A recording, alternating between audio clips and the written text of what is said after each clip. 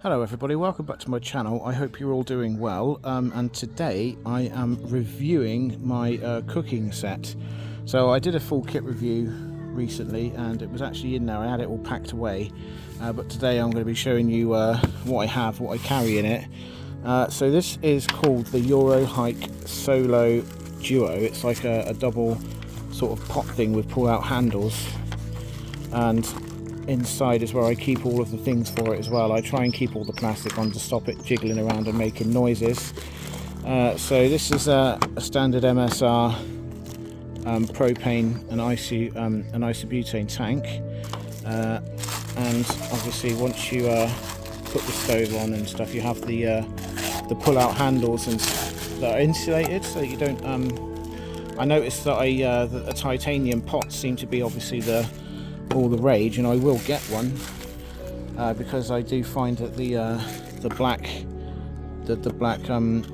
sheaths, they slip, and the handles can easily lift and go out of shape as well, which doesn't help when you're trying to operate with hot water and stuff. So obviously I have a box of matches and a lighter just in case the lighter fails, and this is the stove. This is the MSR Pocket Rocket, and it's easily the best one I've ever had. It's so tiny. I can't believe how small it is and how useful it is to me. I really love how it just fits into like literally the smallest nooks, and doesn't weigh very much either.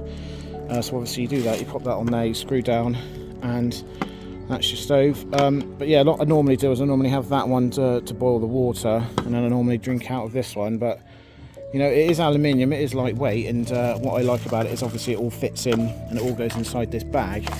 But I feel that the titanium ones are probably going to be a bit better because you don't have to worry about this slipping handle, slipping insulation, and misaligning handles. That is seems to be a problem. And I think it doesn't really matter what brand of these you buy. I think they all do it. So I will invest in a better pot before I go and do like another major hike and wild camp.